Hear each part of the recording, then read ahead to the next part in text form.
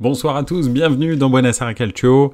Écoutez, ça me fait plaisir de vous retrouver encore pour une semaine de football européen, alors avec des petites journées quand même, en Angleterre et en Italie. Alors l'Angleterre parce que vous savez qu'ils sont dans cette espèce de trêve qu'ils ont instauré, qui est une trêve je trouve très très intéressante. Pourquoi ? Parce que en fait vous avez toujours des matchs mais très peu par journée pendant 3 semaines, ce qui fait que toutes les équipes peuvent se reposer 2 week-ends. Donc voilà, c'est plutôt brillant je trouve, parce que en fait il y a toujours des matchs tous les week-ends à regarder. Donc voilà, et puis l'Italie, c'est parce qu'il y a la Super Coupe d'Italie qui se joue en ce moment en Arabie Saoudite. D'ailleurs, ce soir, il y a la finale qui a commencé, je pense. Inter et Naples sont en train de renflouer les caisses, voilà, absolument, t'as tout à fait raison. Bonsoir Octonujo. Ouais, tout à fait, donc oui, effectivement, la Lazio y était, la Fiorentina y était. Le Milan, l'Inter pardon y était et le Napoli aussi, ce qui fait que il y a 4 matchs sur 10 qui n'ont pas pu jouer en championnat d'Italie. Donc 2 petites journées en Angleterre et en Italie, mais sinon le reste des championnats à jouer, et bel et bien joué d'ailleurs. Donc voilà, on veut la vraie Ligue des Champions. Bonsoir à tous, ne cherchez plus à savoir qui est le meilleur neuf du monde. Le meilleur neuf est à Turin, il est serbe, j'ai nommé Vlahovic. On va aller chercher le Scudetto cette année malgré la fraude Allegri. Écoute, étant donné que c'est pas le Milan qui va gagner, je te le souhaite très honnêtement. Donc voilà, bon, je préférerais que ce soit la Juve que l'Inter en vrai, parce que il y a cette deuxième étoile là qui risque d'apparaître sur leur maillot s'ils gagnent leur 20e titre. Donc ouais, je suis pas super motivé. Donc voilà. Le petit Yildiz est très très très très bien. Là, franchement, ce qu'il fait, c'est vraiment intéressant. Donc bref. Enfin, Vlahovic aussi, il s'est redevenu un attaquant, donc ça fait plaisir. Bon, il a volé un but à McKennie, on aura le temps d'en parler, je pense, mais sinon c'est pas mal. La Juve est première quand même, avec Allegri comme entraîneur. Oui, effectivement, bravo. Bon, alors bien sûr, la Juve est première parce que l'Inter n'a pas joué. C'est quand même aussi la première raison pour laquelle la Juve est première, c'est parce que elle a gagné, mais la Juve n'a pas joué, donc effectivement, elle se retrouve première du championnat. Mais l'Inter a un match en retard qu'ils vont récupérer bientôt, voilà. D'ailleurs, ce match en retard de l'Inter m'a coûté ma journée de MPG ce week-end, parce que effectivement, je pensais que les matchs en retard allaient être intégrés à la journée. En fait, pas du tout. Donc je me suis planté dans mes remplacements. Bon, bref. Écoutez, ce que j'ai prévu ce soir, mais bien sûr... Il y a toujours des digressions dans Buonasera Calcio, donc on discute de ce que vous voulez, bien entendu. Mais sinon, j'avais envie de parler de la CAN un petit peu, de la CAN 2024 qui bat son plein, confirmation et déception. D'ailleurs, aujourd'hui, il y en a eu une sacrée déception, 4-0, la Côte d'Ivoire qui prend à la maison et qui se retrouve un peu en ballottage pour savoir s'ils seront qualifiés dans leur propre CAN. Après vraiment un match mais catastrophique. Donc voilà, on va passer un petit peu en revue les confirmations et les déceptions de la CAN. Des remontadas partout, bah oui, parce qu'en fait ce week-end j'ai vu plein de remontadas, plein de clubs, en plus des grands clubs, qui étaient menés et qui s'en sont sortis vraiment à la dernière minute avec des conditions des situations de match un petit peu particulières. Donc voilà, j'avais envie de revenir là-dessus parce que c'était palpitant, c'était très sympa à voir, et c'était vraiment indécis jusqu'à la fin. Il y a plein de matchs qui ont été très très cool à suivre. Donc voilà. Et enfin, justement, ça a été aussi une remontada, et on va terminer sur celle-là, mais c'est inadmissible Udinese, bien sûr, les cris racistes qu'a subi Mike Maignan dans le Frioul lors de Udinese Milan. Donc voilà, on va revenir un petit peu là-dessus. Je trouve ça inadmissible et bref, pour plein de raisons, j'avais envie d'en parler. Alors, on va faire un petit tour dans les commentaires quand même. Donc, la CAN, j'ai essayé, j'y arrive pas. Oui, alors il y a des matchs compliqués à regarder, je suis d'accord. Mais il y a des matchs qui se regardent. Voilà, bon, c'est pas... Des fois, en fait, il y a des gestes qui sont assez beaux. Là, par exemple, il y a eu un coup franc absolument splendide.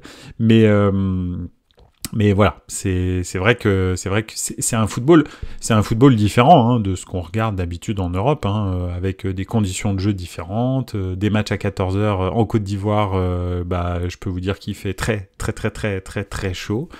donc voilà, hein, effectivement. Les tifosi, ça c'est les tifosi, ils devraient écoper de points en moins pour chant raciste. Ouais, effectivement. Bon après, moi justement, on en parlera à la fin. Donc, voilà, écoutez, on va commencer par la CAN. Donc, bien sûr, la plus grosse déception, c'est vraiment... Et mon message, lol. Quel message? Le message de quoi? Ah oui, c'est surtout le week-end des doublés et des triplés. Tout à fait, t'as tout à fait raison. Excuse-moi, on veut la vraie Ligue des Champions, t'as tout à fait raison. C'est vrai qu'il y a eu beaucoup de doublés et de triplés, t'as tout à fait raison, effectivement. Salut à tous, je suis d'accord. La CAN, c'est comme la Coupe de France. C'est vraiment quand t'as vraiment rien à faire pour regarder ça. Oui, j'avoue, c'est compliqué. Hein. C'est un football complètement différent de ce qu'on regarde. Et c'est vrai qu'en plus, le placement dans le calendrier, le fait que les équipes européennes négocient de temps en temps pour libérer les joueurs, font en sorte qu'il y a très très peu de travail tactique en amont de la CAN, contrairement à l'Euro ou la Coupe du Monde par exemple, où vous avez quand même 3 semaines de travail avec tout le monde avant de commencer la compétition. Donc ça laisse quand même le temps de se connaître, créer des automatismes, etc. Donc voilà. D'ailleurs, je suis étonné que tu parles de la CAN alors que le football international ne t'intéresse pas habituellement avec les plus grosses équipes du monde pourtant. Oui, c'est vrai. Je suis d'accord avec toi. C'est juste que cette CAN, je sais pas pourquoi. J'ai commencé à la regarder et je me suis dit bon, vas-y, on va voir un petit peu ce que ça donne. C'est limite expérimental pour moi en fait. J'ai regardé très très peu de CAN dans ma vie. Parce que à chaque fois que j'ai regardé, j'étais un petit peu perturbé. D'ailleurs, je vais pas faire très très long dessus, hein, mais effectivement, là, je me suis dit, allez, vas-y, je vais essayer de regarder quelques matchs. Et puis en fait, en plus, il y a des belles surprises, mais il y a aussi énormément de déceptions, je trouve. Donc voilà.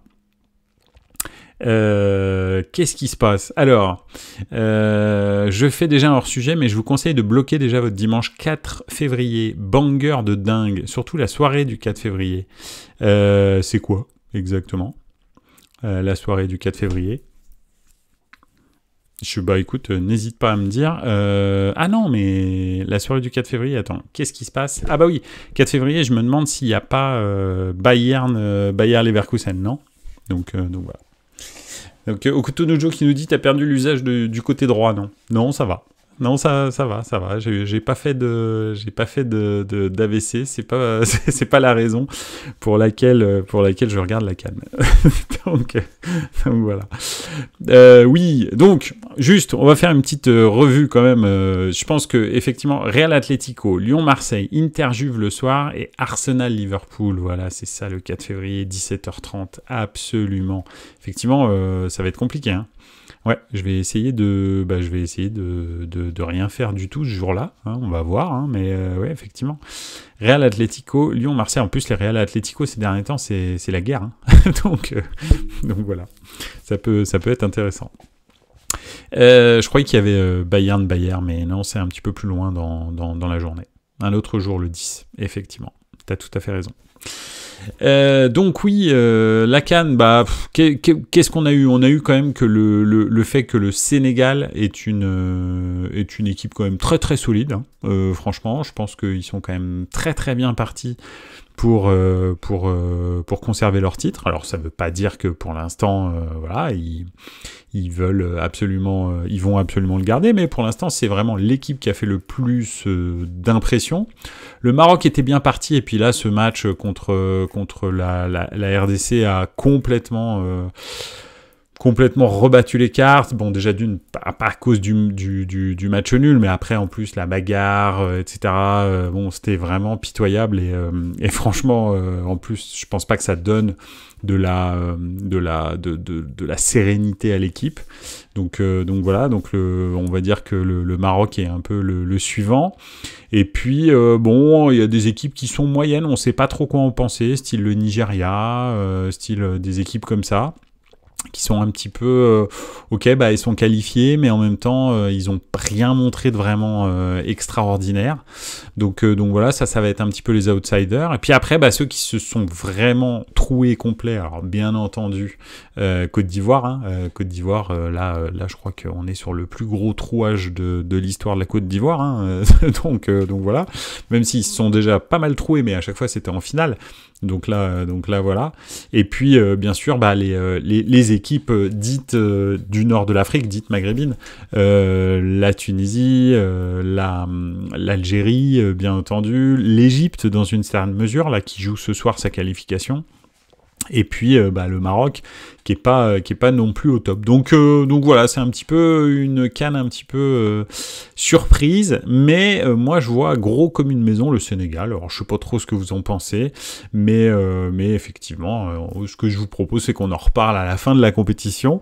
Donc voilà. En tous les cas, effectivement, voilà, je voulais faire une petite revue d'effectifs de la CAN et de ce qui s'était passé. Très grosse déception avec l'Algérie, très grosse déception avec la Côte d'Ivoire. Je pense que c'est les deux plus grosses déceptions de la compétition. Et puis bien entendu, même si l'Algérie est encore en course pour se qualifier avec 2 points et un match à jouer, donc voilà, mais pour l'instant c'est vraiment pénible. Donc voilà. Voilà un petit peu en tous les cas le tour de la CAN. Passons à un autre sujet. Alors, déjà, on veut la vraie Ligue des Champions qui nous dit un autre jour, le 10 février, avec Riron Real et Leverkusen Bayern. Donc, en fait, on a 2 week-ends absolument incroyables d'affilée. Trop bien. Pipovici qui nous dit d'ailleurs, l'Inter a un très gros calendrier. Tout le mois de février, ils sont loin d'être champions encore. Ouais. Bah écoute, on verra, espérons, je sais pas, bon j'espère pas pour eux, mais pour moi j'espère qu'ils seront pas champions, donc voilà.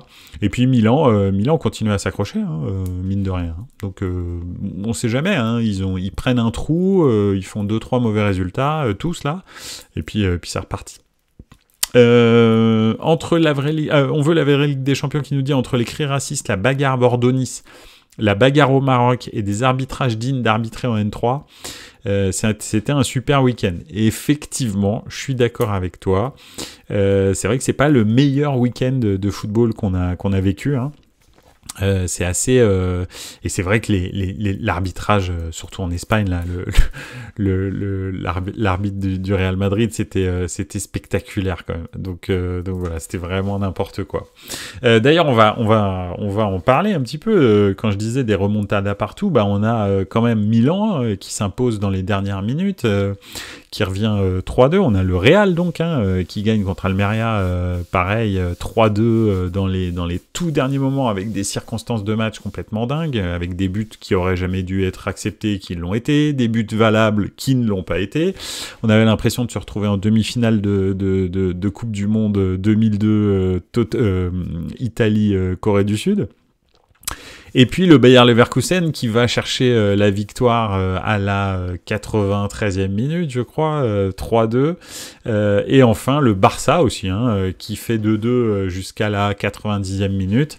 Et un geste absolument magnifique de João Félix qui voilà, dans un match vraiment palpitant, parce que le Barça menait 2-0, puis Isco marque 2 buts, ils reviennent à 2-2, et enfin finalement ils gagnent 4-2, mais vraiment 90e et 93e minute. Donc franchement des super matchs, contrairement effectivement à ce qu'on pourrait penser du week-end, entre les bagarres, les cris de singe, etc. Et puis l'arbitre du Real. C'est vrai qu'il y a quand même eu des matchs très très sympas, même on va dire dans une moindre mesure, mais même le match de Liverpool était intéressant parce que à la mi-temps il y avait 0-0 et finalement ils gagnent 4-0. Donc voilà, la deuxième mi-temps était vraiment très sympa.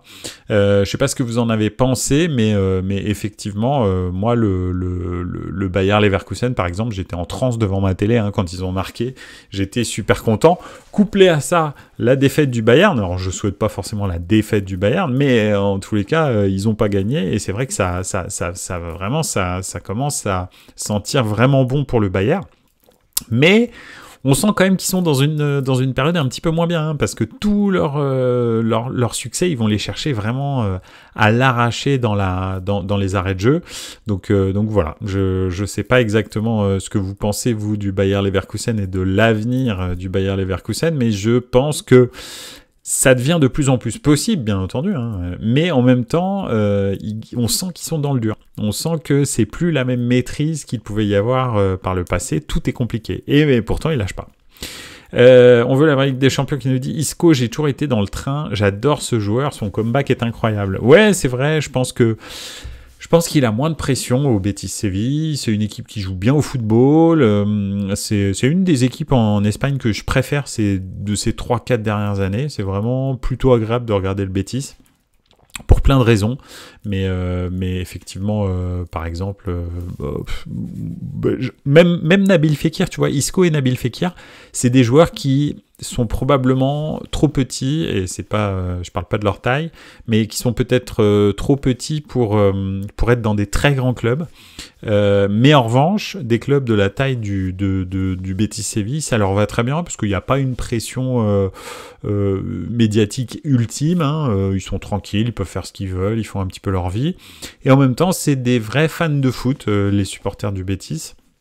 Ce qui fait que, en fait, quand ils font des belles choses, ces deux joueurs-là font des belles choses, ils sont célébrés, et franchement, les gens sont ultra heureux de les avoir. Hein, on a vu que Nabil Fekir était devenu le capitaine du Betis, là, depuis le départ de leur joueur mexicain qui rentre au Mexique, je me souviens plus de son nom. Et donc voilà, donc c'est pas anodin, hein, que Nabil Fekir devienne capitaine. C'est quand même pas mal de devenir capitaine du Betis quand t'es un joueur étranger, je veux dire. Et en l'occurrence, pour Isco, ça m'a l'air d'être bien parti aussi pour que ça commence à devenir quelqu'un qui soit dans le cœur des Béticos. Donc voilà. Et puis il y a Joaquin aussi, hein, forcément. Moi, je l'adore. Pour moi, c'est vraiment le foot voilà, on l'aime. Le mec est actionnaire de son club. Il a joué jusqu'à 40 ans. Il fait des blagues tout le temps. Là, il est revenu, il est reparti. Enfin bref. Maintenant, il fait partie de la direction. Enfin, c'est fantastique. Moi, j'adore Joaquin. Son état d'esprit, c'est trop top, quoi. Donc voilà. La première réussite de De Rossi, absolument. Et ouais, le Special One est parti, ou le pas So Special One est parti, notre So Special One est parti, et en l'occurrence, Daniele De Rossi a repris sa place, et ça a bien commencé par une victoire 2-1, plutôt maîtrisée, même si il y a quand même eu 2 occasions vraiment très chaudes, et Rui Patricio a pas aidé. De toute façon, franchement, je suis vraiment pas hypé par Rui Patricio. Je pense vraiment que c'est pas un goal de haut niveau, c'est un goal lambda, voilà. Et c'est vrai que souvent il paye ses erreurs, la Roma. Mais bon, ils ont été solides. El Shaarawy a fait un bon match. Il fait une très belle passe pour Lukaku. Lukaku, il marque et puis il est quasi sur la dernière passe du deuxième but. Donc non, franchement, c'est pas mal. Espérons que ça continue, parce que c'est vraiment De Rossi, c'est vraiment quelqu'un que j'aime beaucoup, qui représente pour moi ce qui est le meilleur du football italien à tous les niveaux, dans l'engagement, la mentalité, la fidélité, etc. C'est ça aussi qui m'a fait basculer vers le foot italien, c'est les Totti, De Rossi, Maldini, Baresi, Zanetti, etc. C'est ça qui m'a fait basculer sur l'amour du football italien, et De Rossi représente tout ça avec sa rage de vaincre, avec toute son aura. Donc j'ai vraiment hâte, et je suis plutôt j'aimerais beaucoup que la Roma se sorte bien de ce passage là, de ces 6 derniers mois que De Rossi va gérer. Donc voilà, on verra bien. Les Leverkusen, ils font une saison à l'Ajax, un bon groupe, un super coach. Dommage pour la suite, car beaucoup vont partir. Oui, ça c'est sûr. Hein. De toute façon, après, c'est pas le destin. Encore moins que l'Ajax, hein, finalement, du Bayer Leverkusen. Hein. Il faut pas dire, le Bayer Leverkusen, ça n'a jamais été dans les top. Enfin, dans les clubs en Allemagne qui gagnent, qui sont destinés à gagner chaque saison, etc. Hein, et, c'est pas ça. Donc c'est très bien s'ils font une saison extraordinaire, s'ils gagnent enfin un titre, hein, parce que c'est quand même Leverkusen, hein, c'est pas Leverkusen, hein, ils ont jamais gagné. donc ou quasi quoi. Donc voilà, ce sera déjà pas mal. L'Ajax encore est un club qui est destiné à gagner, donc ça c'est vraiment plus embêtant. Le Bayern, bon s'ils arrivent à nouveau à refaire un bon groupe et puis à être voilà dans les places européennes, c'est tout ce qu'on leur demande. Mais là c'est l'année là. Là c'est un peu le Montpellier français, c'est un peu le Leicester anglais. Là c'est leur année. Donc il faut qu'ils y aillent au bout. En parlant du Mexique, la fête des supporters des Tigres pour fêter le 200e but de Dédé Gignac, les frissons. Ouais, de toute façon, Gignac, c'est devenu une légende là-bas. Et puis, franchement, le championnat mexicain, déjà n'est pas d'un niveau médiocre, il est plutôt pas mauvais. Alors c'est pas, il ferait pas partie des 4 grands championnats en Europe, bien entendu pas, mais je pense qu'il peut rivaliser avec le 6, 7, 8e championnat en Europe, ce qui est déjà pas mal, hein, parce que 6, 7, 8, c'est France, c'est Hollande, c'est Portugal, c'est Pays-Bas, c'est Belgique, donc c'est déjà bien. Et en l'occurrence, c'est vrai que lui, c'est devenu une vraie légende au Tigres. Donc, franchement, chapeau Gignac, c'était un super move pour sa carrière d'aller là-bas et de kiffer la fin de sa carrière. En plus, il y a beaucoup d'argent dans le football mexicain, donc en plus, il termine bien, quoi. Il termine pas au rabais. Donc voilà. Je parle de l'Ajax en demi de Ligue des Champions, pas celle de cette année. Ah bah ça c'est sûr que celle de cette année c'est pas terrible, même si ça va un petit peu mieux. Oui, j'avais bien compris le parallèle avec l'Ajax de Jong, de Ligt, de Van de Beek, de Hakim Ziyech, Tadic, etc. Effectivement, malheureusement, il y en a pas beaucoup qui ont réussi derrière. Même quasi aucun, on peut dire, je pense, réellement. Au niveau où on les voyait, je pense qu'il n'y a aucun joueur qui a vraiment réussi derrière. On l'a déjà dit ici dans Buonasera Calcio. Très souvent, l'Ajax, un petit peu comme l'Atalanta, un petit peu comme Nantes, un petit peu comme... Bref, il y a beaucoup de clubs comme ça. Ils créent des joueurs de système et pas des joueurs individuels, quoi, qui ont des qualités individuelles. Donc oui, effectivement. Voilà. Carton rouge pour Naples. Simeone exclu. Comment...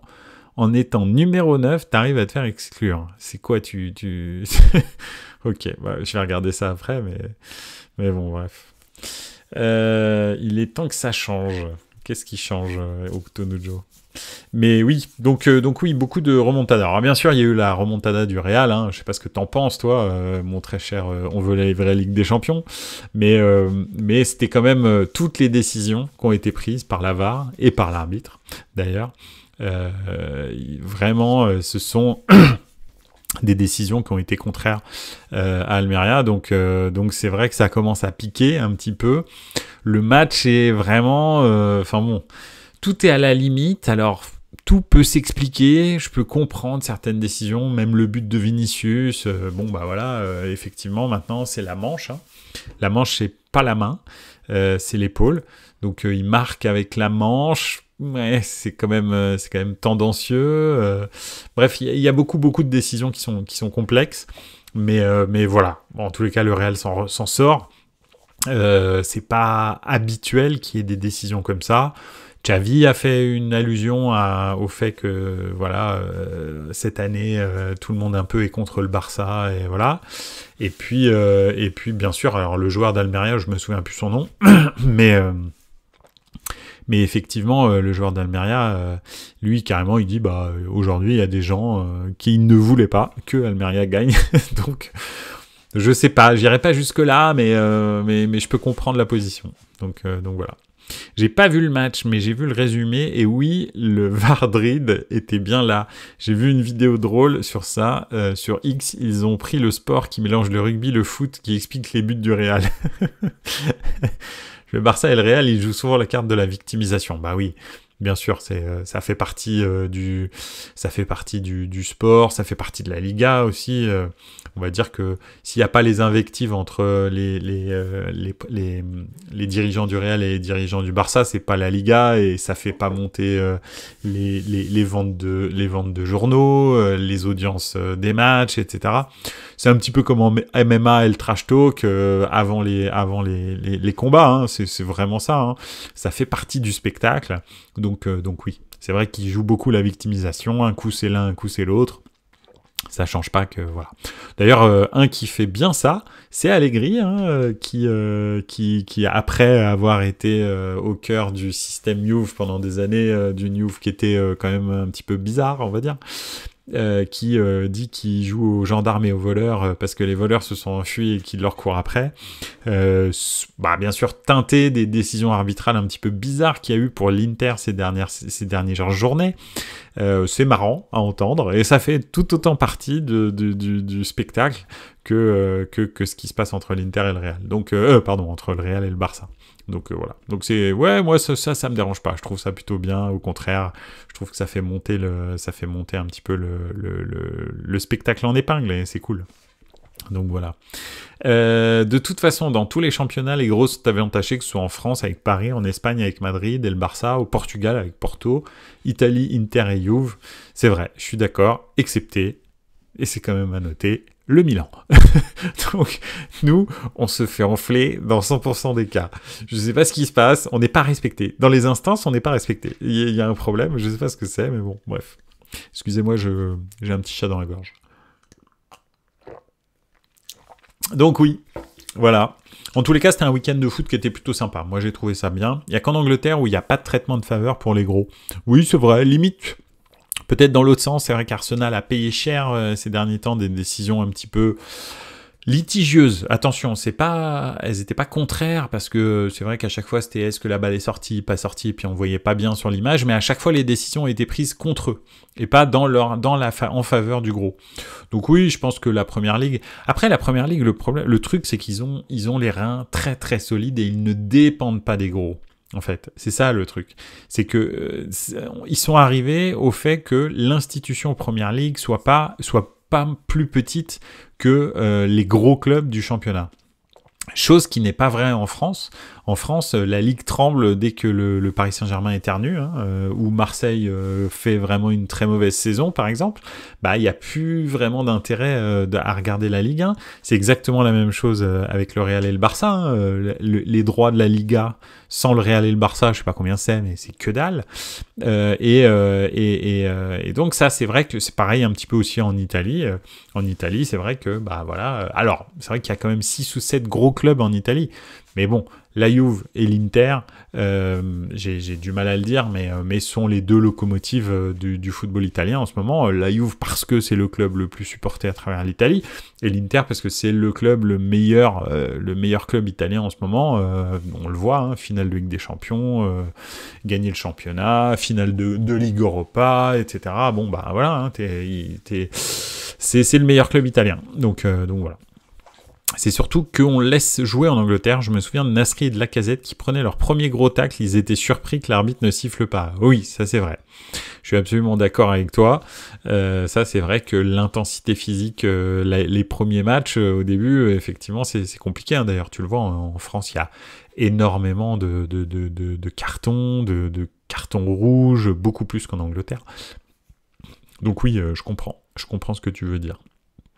Aucune ambiance en Arabie Saoudite. Ouais, effectivement, il paraît que l'Arabie Saoudite était vraiment dégoûtée que Milan et la Juve soient pas qualifiés pour cette super coupe. Et les gens en fait se sont plaints d'avoir à aller regarder Naples, la Fiorentina, etc. Donc effectivement c'est un vrai problème. Et la Lazio, c'est un vrai problème parce que effectivement ce qu'ils attendaient c'est Milan, Inter, Juve et puis un quatrième, ils s'en foutent n'importe lequel. Mais et Naples, pourquoi pas, parce que c'est quand même en ce moment le club un peu le plus on va dire connu, enfin qui performe le mieux en Italie après les trois gros. Donc oui, ils sont dégoûtés et d'ailleurs je crois que la Lega Calcio est en train de repenser un petit peu la super coupe qu'ils vont vendre à l'Arabie Saoudite parce que il est vraiment pas sûr qu'ils la rachètent si c'est pour se taper encore des équipes en bois qui n'intéressent pas en fait le public saoudien. Donc voilà, parce qu'il y a une très très grosse communauté qui supporte la Juve et le Milan et l'Inter au Moyen-Orient, bien entendu. Donc voilà. Donc c'est pour ça que c'est le sujet. Alors, on dirait Etihad Stadium. Ben Arfa s'est fait découper. Ben Arfa. Oui, Ben Arfa, oui. C'est effectivement, il s'est fait découper, mais c'était De Jong, hein, je crois, qui lui pète le tibia, hein, il me semble. Il me semble que c'est lui. Cotonou. Et après, il y avait juste eu une remise en jeu de l'équipe adverse. Oui, effectivement, ouais, je suis tout à fait d'accord. Même pas faute, il est sorti sous assistance respiratoire, le gars. C'est vrai que c'était complètement dingue. Ce match était complètement fou. Et ouais, De Jong, c'est vraiment un sacré numéro quand même. Ça parle beaucoup de Mourinho à Naples d'ailleurs, un duo Naples-Mourinho. J'ose à peine imaginer ce que cela pourrait donner, un volcan. Oui, ça, je suis clair. C'est clair. Net et précis, il a l'air effectivement d'être absolument disposé à reprendre Naples là au mois de juin, hein, dès que le contrat un peu intérimaire de Mazzarri arrive à sa fin. Donc ouais, on va voir. Hein. Une chose est sûre, c'est que Mourinho, avec l'effectif de Naples, en plus, l'année prochaine, il n'y a pas de CAN, donc il n'y a pas de joueurs qui partent. Si personne ne part, et Aurelio De Laurentiis, c'est pas son genre de faire partir des joueurs, hein, c'est très compliqué de partir. Hein. Regardez Koulibaly, hein, finalement, il est resté quasi toute sa carrière. Et là, Osimhen a un contrat très très long, et il est en train de parler de renouveler. S'ils arrivent à garder à peu près tout le monde, Mourinho avec cet effectif, je dis pas que ça va pas être un petit peu relou. Parce que là, l'effectif qu'il avait à la Roma, il faut quand même regarder les choses en face. C'est quand même pas terrible. Honnêtement, hein, il y a 2-3 joueurs un petit peu sympas, style Beauvais, style Dybala, mais le problème c'est que c'est un tiers de saison. Et puis c'est à peu près tout. Moi, j'aime beaucoup Pellegrini. Je comprends pas pourquoi il joue pas plus, mais bon, bref. Mais sinon, à part ça, c'est quand même pas terrible. Je parle pas de Lukaku parce que pour moi, ça y est. Enfin, je veux dire, c'est du passé Lukaku. Mais là, vraiment, quand même, c'est ouais, honnêtement, Mourinho avec l'effectif de Naples, ça va pas être Garcia ni Mazzarri. Hein. Je vous le dis, ça risque d'être bien mieux. Donc, on va voir. De Jong, son tacle en finale de l'Euro, c'était dingue aussi. C'était sur Xabi Alonso, même il me semble de mémoire. Et c'était pas en finale de l'Euro, c'était en finale de Coupe du Monde. Ah oui, d'accord, pardon, j'avais pas vu ton commentaire suivant. Du mondial plutôt. Ouais. C'est vrai que c'était fou quand même. Hein. Coup de pied en plein milieu du thorax de Xabi Alonso. C'est complètement dingue. Donc ouais. Effectivement, Riva est mort, mais c'est pas. Je crois. Attends, où je rêve, ou c'est pas Rivera, hein, c'est Riva. Hein. Donc c'est le meilleur buteur de l'histoire de la nationale. Mais ouais, c'est Gigi Riva, voilà, absolument. Donc c'est pas Rivera, hein, c'est pas le Ballon d'Or du Milan hein, qui est mort cette année, c'est Riva. Donc voilà. Et en l'occurrence, effectivement, c'est le meilleur buteur de l'histoire de la nationale. Ou alors j'ai raté quelque chose, mais il me semble bien que c'est ça. C'est pas le même joueur. Donc voilà. Mais oui, effectivement. C'est triste quand même. C'est triste pour le football italien. C'est un petit peu comme Juste Fontaine pour l'équipe de France. Voilà. Bon, en plus récent quand même. Oh non, remarque, c'est à peu près les mêmes années. Voilà, en tous les cas, des remontadas partout. On verra ce que va donner le Napoli de Mourinho, si ça va jusqu'au bout. Et je pense que c'est bien parti, hein, parce que Aurelio De Laurentiis, je pense que effectivement, il va. C'est trop tentant d'avoir Mourinho en fait. En fait, c'est trop tentant. Mais moi, plus que Naples et Mourinho, bon déjà, Naples et Mourinho, ça peut vraiment donner un truc de ouf. Mais De Laurentiis et Mourinho, mais si à un moment donné ça part mal, mais ça va être... parce que là, c'est deux mégalomanes qui se rencontrent. Donc là, ça va être n'importe quoi. Là, ça va être vraiment n'importe quoi. Donc voilà. Mais bon, bref. Ça risque d'être marrant. Et puis, oui, on va terminer sur un sujet qui est pas terrible. Effectivement, c'est... attends, une petite rumeur d'abord. Il y a aussi une rumeur Mourinho au Barça. Celle-ci est très drôle. Revoir Mourinho dans un classico, mais du côté du Barça. Alors oui, celle-là, je l'ai pas entendue. Mais si on revoit Mourinho dans un classico, la première fois qu'on l'a vu, Mourinho dans un classico, c'était au Barça. Donc voilà, il était adjoint sur le banc du Barça pendant très longtemps. Hein. Il avait la grande équipe. Alors c'était juste après Johan Cruyff. Hein. C'était Sir Bobby Robson qui avait repris le. Sir Bobby Robson, oui, Sir Bobby Robson qui avait repris le Barça, qui avait d'ailleurs, c'était le Barça de Ronaldo, hein, qui venait absolument de commencer sa carrière. D'ailleurs, il y a un superbe documentaire sur Netflix sur cette année-là, donc sur Sir Bobby Robson, vraiment, je vous conseille de le voir, émouvant, moi j'en ai eu les larmes aux yeux à la fin, vraiment un homme absolument délicieux, et on voit Mourinho très très longtemps, puis donc ensuite il est passé au Real, donc revenir au Barça, mais ça j'y crois pas, franchement, Mourinho au Barça, si le Barça fait ça, mais c'est déjà ils ont quand même un pied dans la tombe, hein, un petit peu, faut quand même le dire, chaque recrue est sujette à négociation pour voir s'ils ont le droit de l'installer ou pas, de l'inscrire ou pas en fonction des dettes qu'ils ont, etc. Au niveau sportif, c'est quand même pas terrible, c'est surtout, je veux dire, au niveau du jeu, c'est quand même pas terrible, c'est même voire naze, en fait, très honnêtement, le Barça à voir, c'est vraiment pas très beau, on s'emmerde un peu, quoique le match d'hier contre le Betis était un petit peu meilleur, mais c'est vraiment, si je prends ces 3 ou 4 derniers mois, c'est vraiment, voilà. Et en l'occurrence, prendre Mourinho, là, c'est la fin c'est la fin. C'est la fin du jeu, hein, très clairement. Ça veut dire que t'as plus du tout envie de jouer au football, que tu veux mettre la fin du Barça, quoi, je pense. Donc, non, franchement, j'espère que le Barça va pas faire ça. Enfin, quoique, ça m'amuserait, pour tout vous dire. Mais bon, pour le football, en général, j'espère qu'ils vont pas le faire.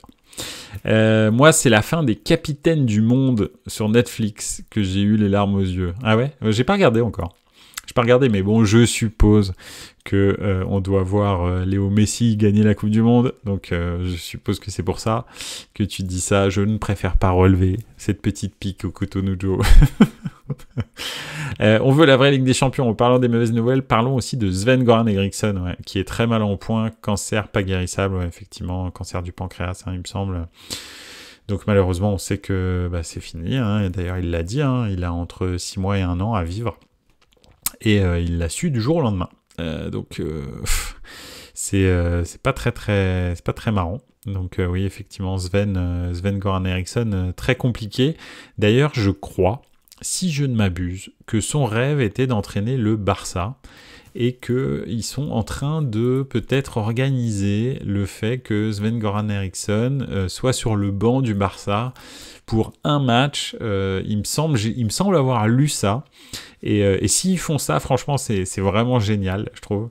Vraiment, ce serait top. Je sais pas si c'est faisable, je sais pas si c'est possible, mais il me semble avoir entendu cette rumeur-là, que donc c'était le rêve de Sven-Goran Eriksson d'entraîner le Barça, et que le Barça était en train d'organiser ça avant la fin de saison pour qu'il puisse venir coacher avec Xavi, quoi, être sur le banc du Barça. Donc ce serait génial.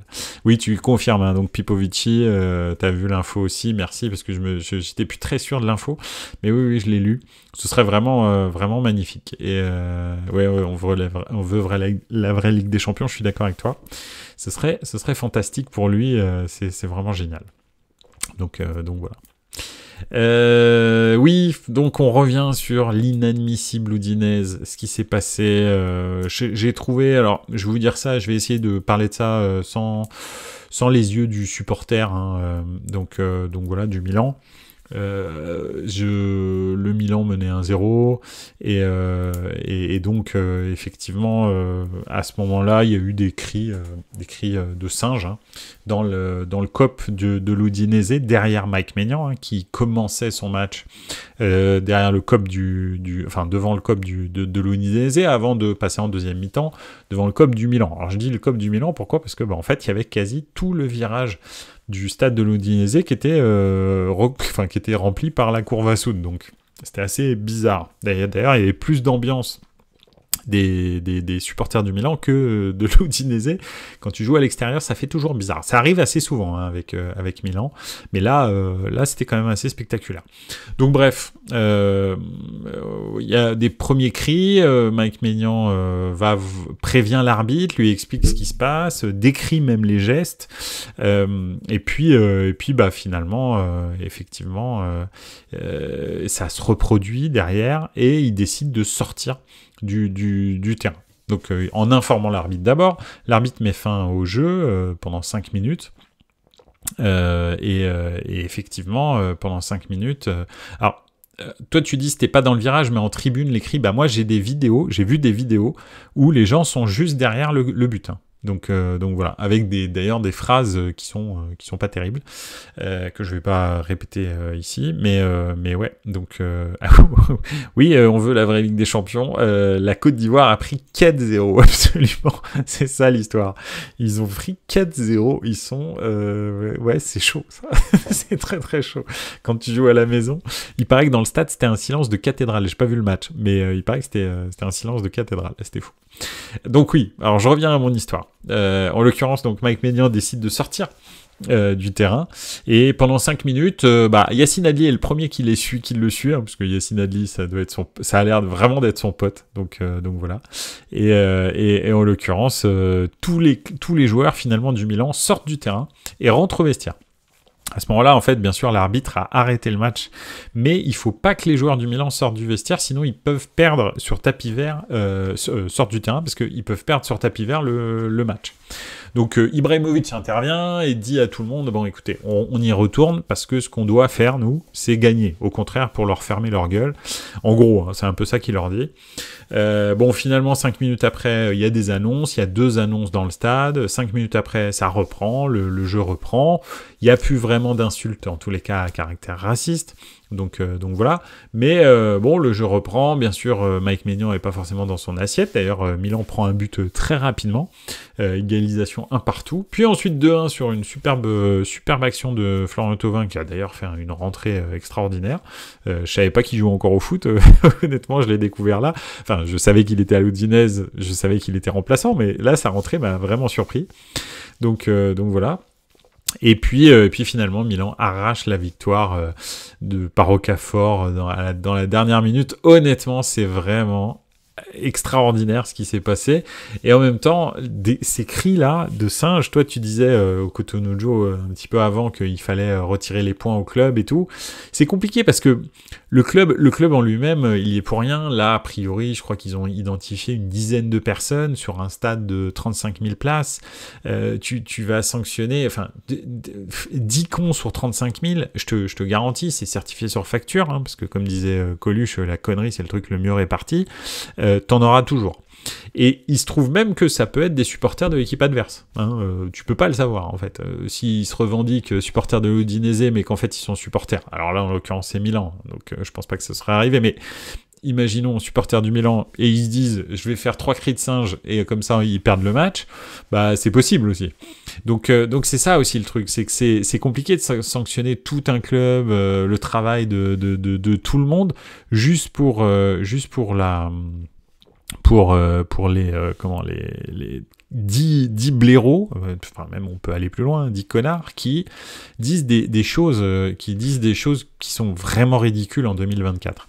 Donc voilà, sachant qu'en plus quand tu regardes la composition de l'équipe de l'Udinese, mais historiquement, c'est une équipe qui est ultra mixée, où il y a énormément de joueurs d'origine africaine qui jouent dans leur club.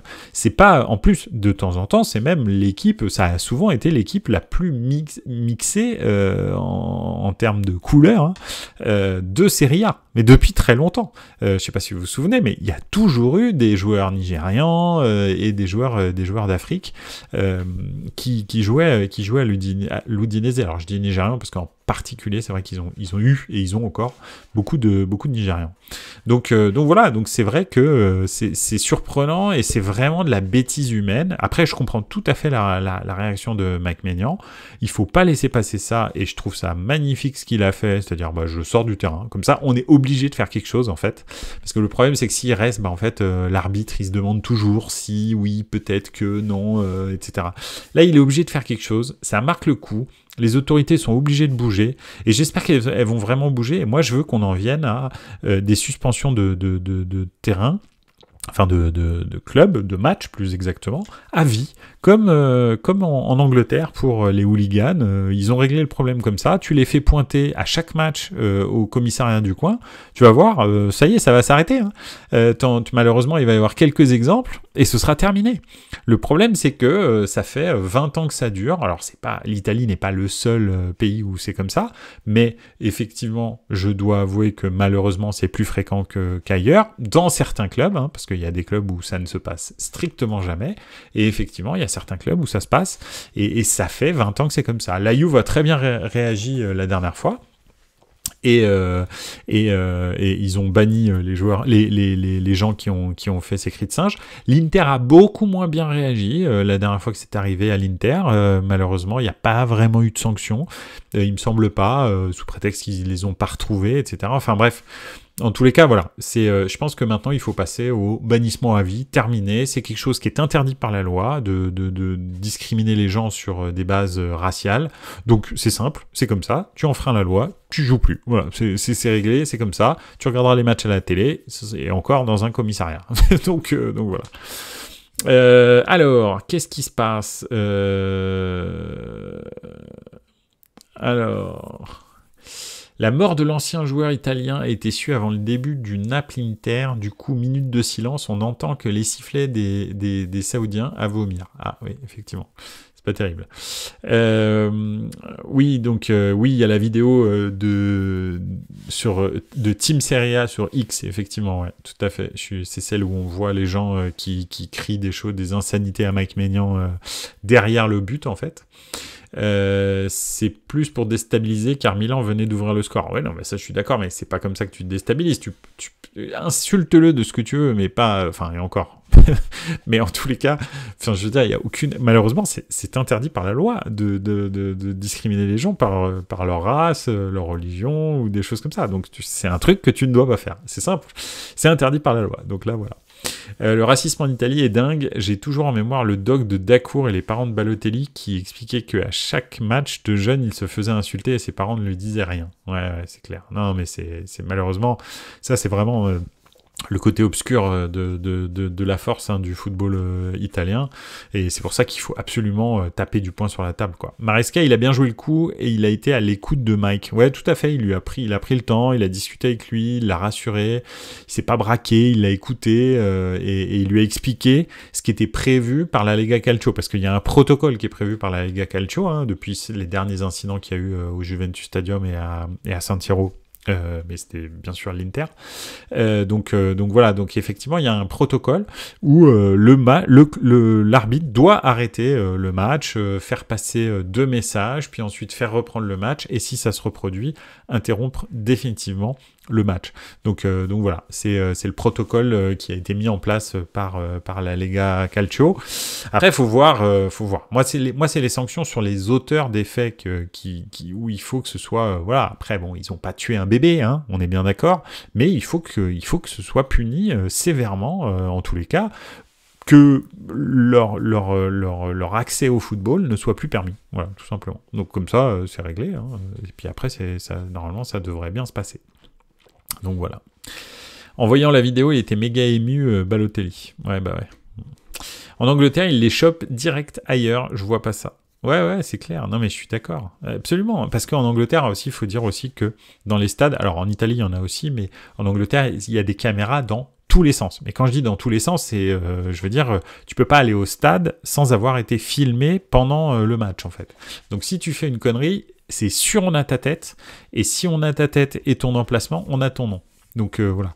Donc c'est sûr, ils se font choper. Dans les stades en Italie, on n'en est pas encore là. Il y a des caméras, mais c'est assez grossier. Donc de temps en temps, quand c'est une caméra qui prend un très grand angle, par exemple à San Siro où le toit est super haut, si tu es en bas dans la courva nord de l'Inter et que tu racontes des conneries, on va avoir du mal à identifier ton visage, etc. Donc il y a aussi ça hein, qui joue. Hein. C'est juste qu'en Angleterre, leurs stats sont up to date, quoi. Ils sont quand même assez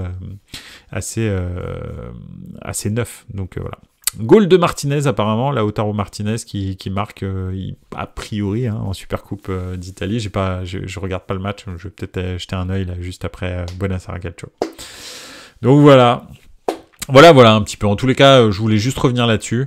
Et oui, alors bon, Cotonou s'emballe hein, parce que forcément l'Argentine quoi. L'Argentine a marqué quoi. Je pense que Lautaro Martinez est le meilleur attaquant du monde à l'heure actuelle. Très honnêtement, faut le dire. Certainement le meilleur neuf. Je sais pas ce que vous en pensez.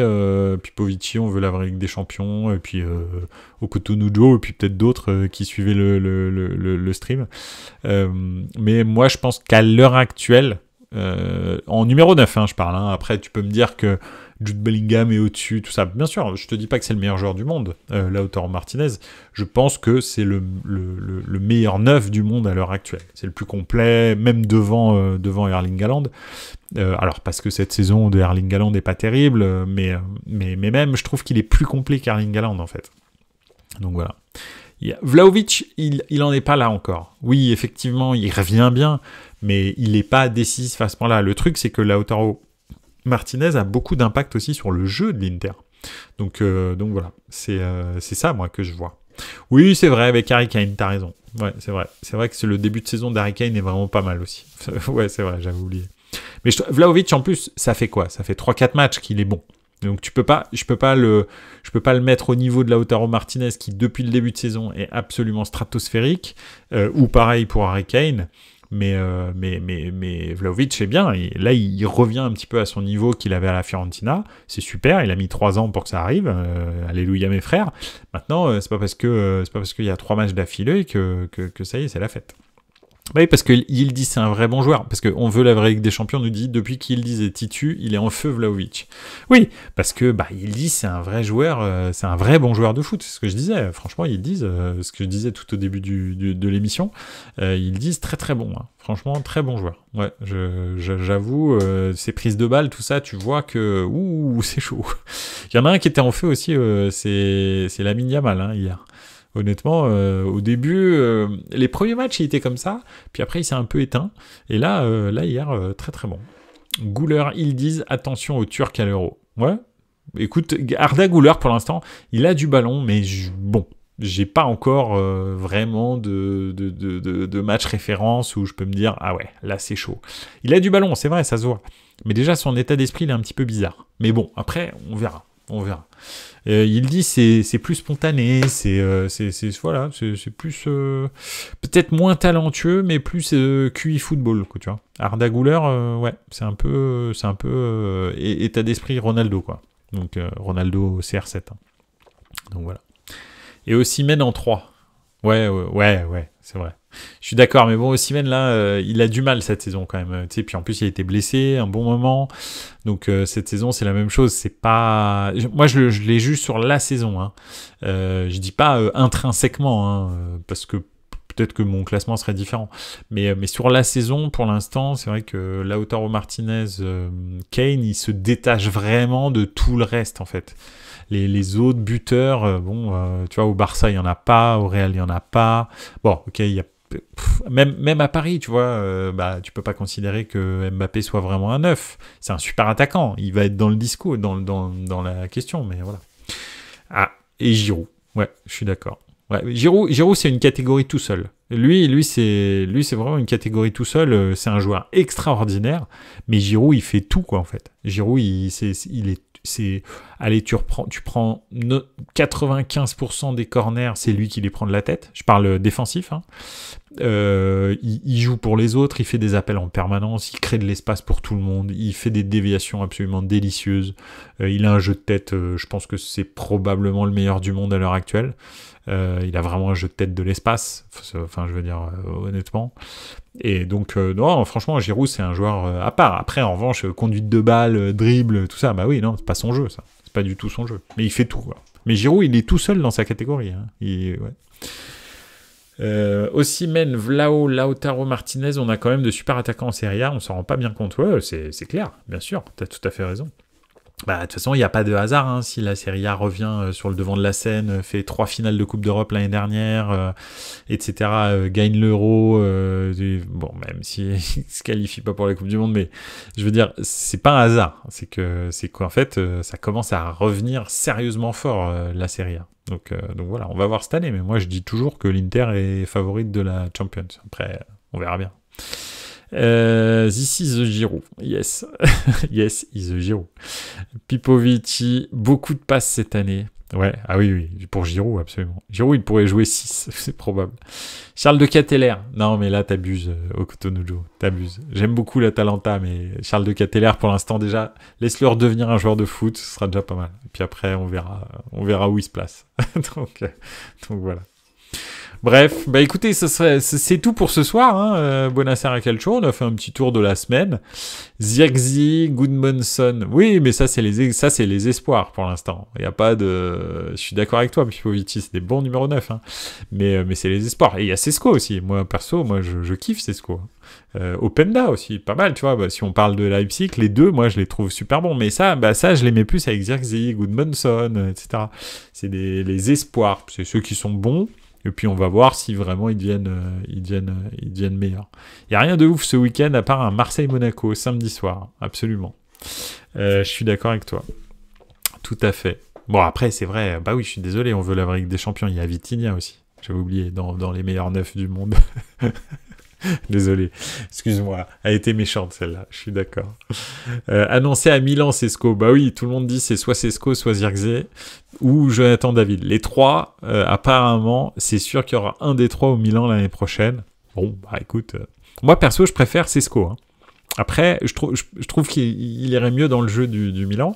Après, Zirkzee est plus en forme, en feu en ce moment, mais je suis pas sûr s'il va pouvoir le faire. Et enfin, Jonathan David, bah, on le prend si on doit le prendre, quoi. donc voilà, on verra bien. Enfin, bref. Ouais, c'est Sesco le chanteur. Non, c'est pas lui. c'est pas lui. Bon, bah écoutez, merci beaucoup en tous les cas. On se voit lundi prochain, comme d'habitude, 21h, en direct sur Twitch. Et puis on débriefera le week-end de foot européen. Alors donc, il y a On veut la vraie Ligue des Champions qui nous dit qu'il n'y a pas grand-chose à part un Marseille-Monaco la semaine prochaine. Bah allez, on va faire un petit peu le tour. Bon, Lyon-Rennes, effectivement, c'est pas terrible. Je suis d'accord avec vous. En Espagne, tout ça, il n'y a que dalle vendredi. Rien à regarder. Enfin, il y a des trucs, hein, mais c'est rien à regarder. Marseille-Monaco, donc à 21h samedi soir. Ensuite, en Espagne, ouais, non, rien de spécial. En Allemagne, vraiment... Ouais, il y a un petit VfB Stuttgart Leipzig, le 3e contre le 4e, samedi à 15h30. Bon, ça peut se regarder. Un Milan-Bologne. Non, franchement, Milan-Bologne, très bien. Hein. Le Bologne-Milan était très difficile. Milan avait gagné 2-0, mais on s'était fait secouer sérieusement. Donc le Milan-Bologne, ça peut être pas mal. Le Juventus-Empoli qui a gagné 3-0 ce week-end. Ça faisait très longtemps qu'ils n'avaient pas gagné 3-0, donc... allez savoir. Et enfin, le Atalanta Bergame Udinese. Hein, donc là, malheureusement, hein, je suis désolé, mon Okutonujo, mais c'est un peu le derby des cris de singe. Donc, parce que l'Atalanta, l'année dernière, avait été pris aussi à ce jeu-là. donc voilà. Et enfin, dimanche, un superbe Paris Saint-Germain-Brest, le premier contre le 3e. Tu peux pas me cacher ça, on veut la vraie Ligue des Champions, c'est pas possible. Donc voilà. Et puis, ouais, non, Atlético Valence, franchement, ça aurait été une super affiche il y a 10 ans, ou peut-être 15 ans. Bon, là, c'est quand même le 5e et contre le 7e. Donc ça peut se regarder. Et en Allemagne, vraiment, il n'y a pas grand-chose, bon, à part le Stuttgart-Leipzig. Et puis Fiorentina-Inter à 20h45 dimanche soir. Ah non, si, pas mal. Et Lazio de Rome-Naples. Ah non, pas mal, ça va. Tu m'as fait peur, en fait. On veut la Ligue des Champions, ça va. Il y aura quand même des matchs à regarder. Naples-Lazio, et non, c'est bien quand même. Naples-Lazio, Fiorentina-Inter, ça peut se regarder. Donc voilà. Ils ont crié sur Vlao la DA. Oui, absolument, c'est vrai. Ouais, il y avait eu aussi des chants de Zigane, enfin des chants, voilà, bref, pas terrible pour Vlahovic. Pareil pour Ibrahimovic d'ailleurs. Regarde le calendrier de l'Inter. Ouais, ils font quoi l'Inter? Ils sont sur un trend extraordinaire. Alors, Fiorentina Inter, non. Le calendrier. J'arrive. Ah oui, ici. Le calendrier. Rencontre à venir. Ils ont Fiorentina, Juve, AS Rome, Salernitana. Bon, ça va. Puis ensuite, Atlético. Ouais, c'est pas mal. Ça fait quand même 1, 2, 3, 4, 5 matchs d'affilée qui vont pas être faciles, effectivement. Avec un petite pause Salernitana, mais sinon, c'est vrai que Fiorentina, Inter Juve, AS Roma Inter, et ensuite Inter Atlético, ouais, ça peut être. Ouais, ça peut s'accélérer, t'as tout à fait raison.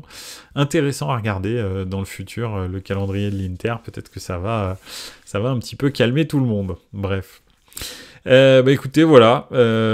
Merci beaucoup d'avoir été là. On va débriefer tous ces matchs parce que ça va, il y en a quand même quelques-uns à regarder le week-end prochain, la semaine prochaine. Merci encore d'avoir été là. Ça m'a vraiment fait plaisir de discuter avec vous. N'oubliez pas, bien sûr, les 5 étoiles sur Apple Podcast si vous les écoutez en podcast, ou bien le petit pouce sur YouTube si vous regardez la vidéo sur YouTube. En attendant, je vous souhaite une excellente soirée et n'oubliez pas. Ciao les gars, ciao ciao.